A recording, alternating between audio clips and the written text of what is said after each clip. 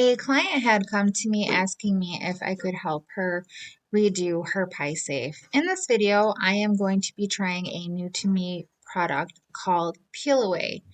It comes in a bucket and it's a kit, and everything that you need is inside the bucket.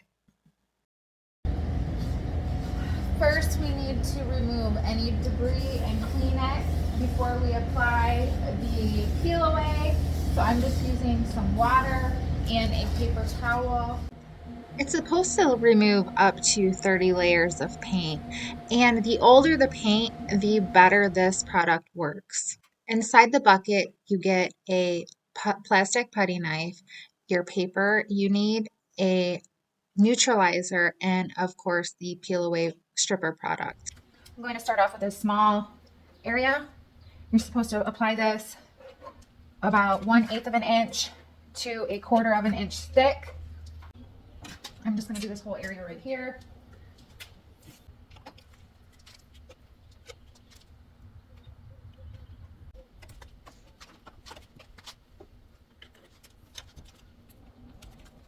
Then I'm going to take the paper, the peel away paper that comes with the kit,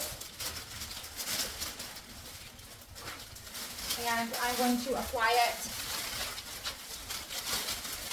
onto the peel away, making sure it's completely covered.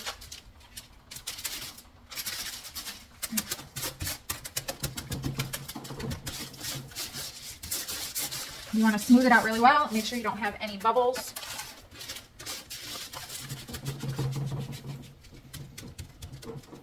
The peel away works specifically with this paper. Make sure when you apply it, you apply the tech side up of the paper. Make sure there's no bubbles. If there's any bubbles, you can take a piece of something and pop the bubble.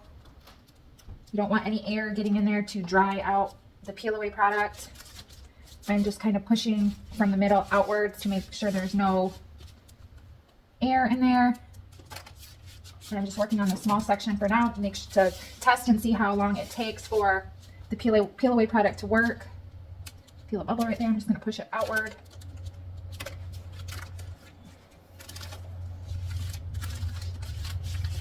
Okay. Now it needs to set for 30 minutes to up to 24 hours. You can keep testing it to see how long it takes, but I will probably leave it on for several hours myself before I even try and test it. I waited about 5 or 6 hours before I tested to see if my paint was coming off easily, and it was coming off fairly easily, so I went ahead and started scraping it off. Instead of using the plastic scraper, I opted for a metal scraper instead. One thing that I'm noticing about this peel away product is there is no harsh chemical smell. It doesn't really have a smell at all, which is a bonus for me. The first section was successful, so I went ahead and I applied the peel away product to the rest of the side, about 1/8 of an inch to 1/4 of an inch thick, and then I applied my paper on top of it.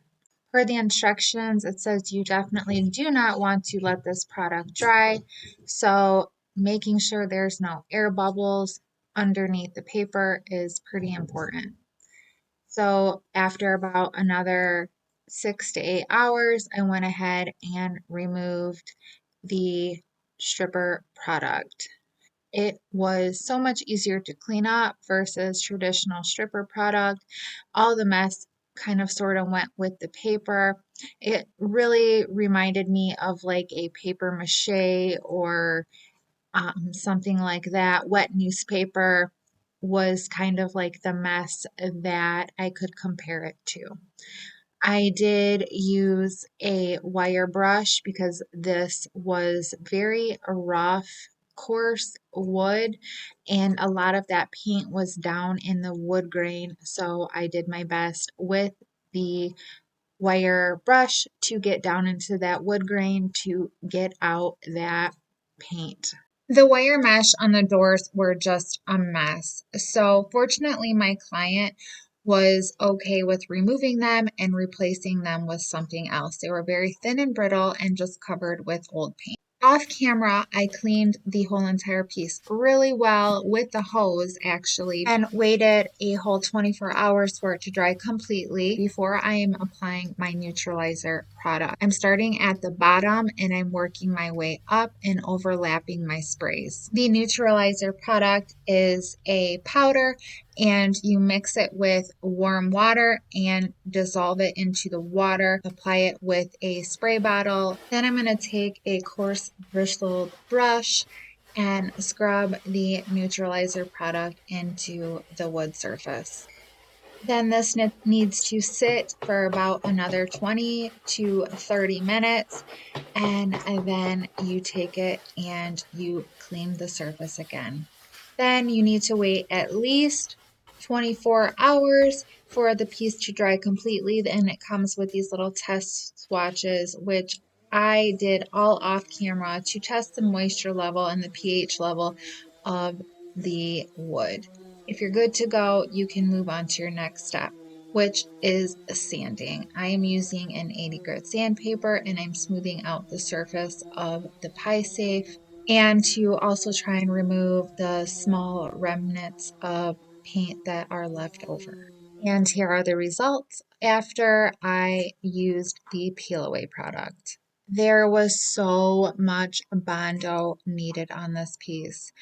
I filled cracks on the sides, on the top, on all of the shelves. Lots and lots of holes, very deep scratches, and just tons and tons of imperfections. This took a lot of work and a lot of Bondo to get it just slightly smooth.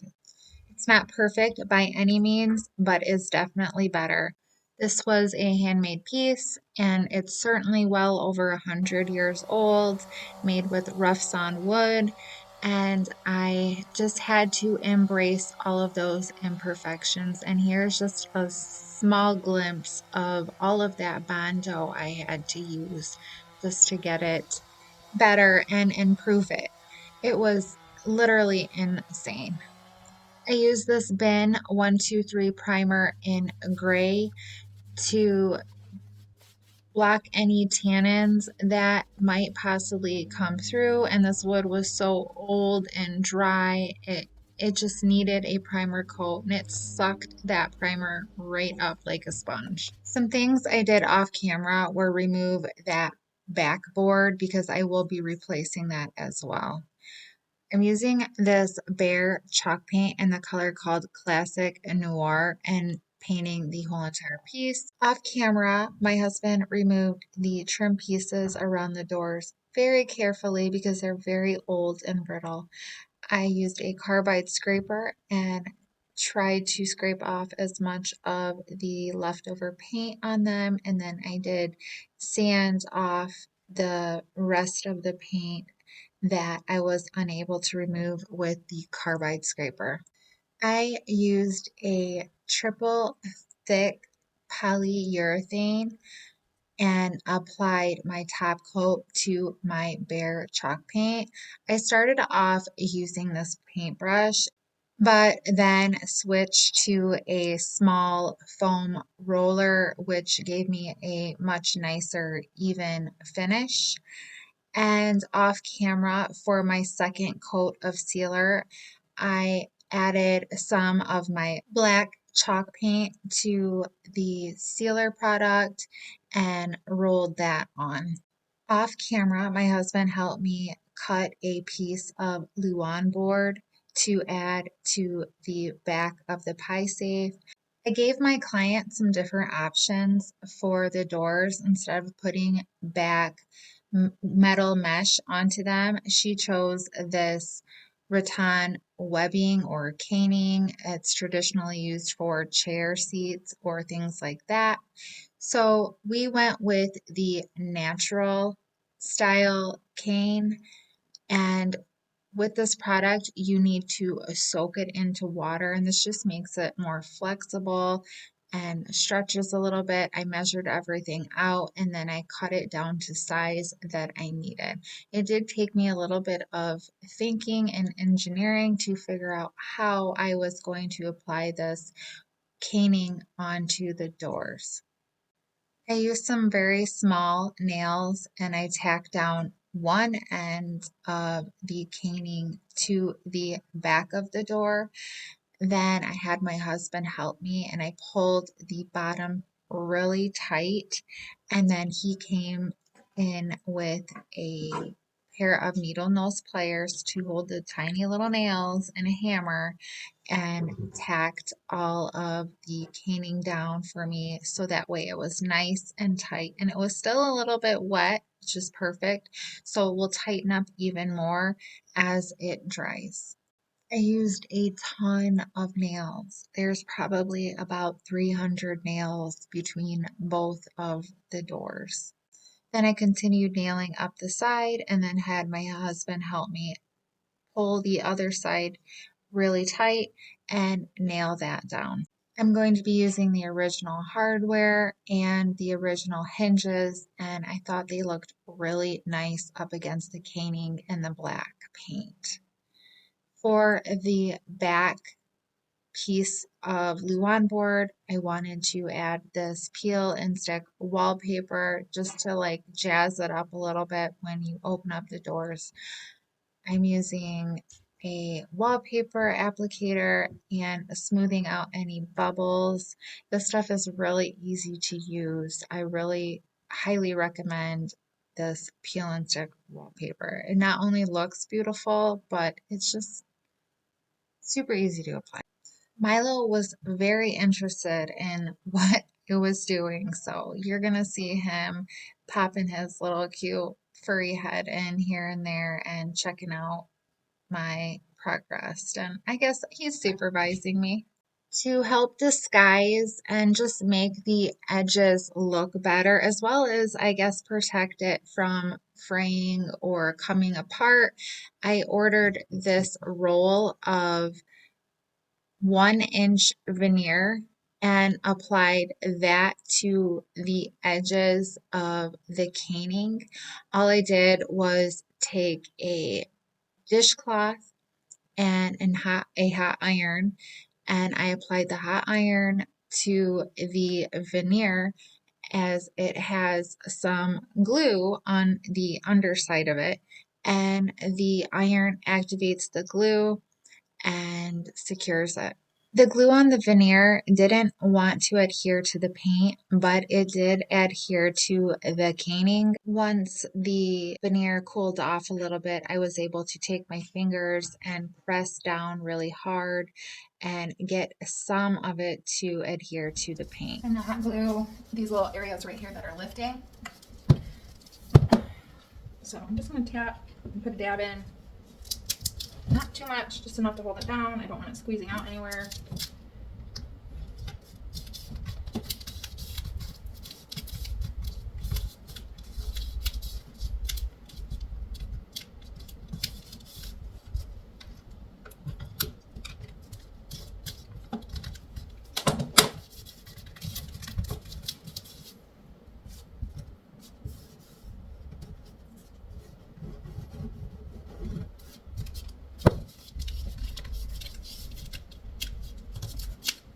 I had my husband help me put the trim pieces back on, which was very frustrating because they were all just very uneven and not level.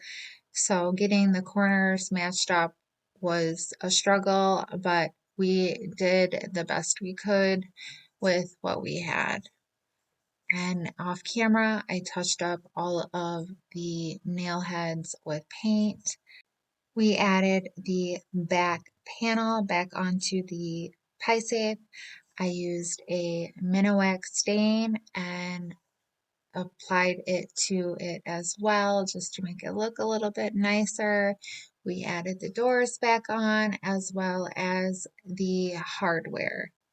She was an old girl and she was stubborn. She fought us the whole way, but finally We persevered. So let's have a quick look at the before we check out the final review.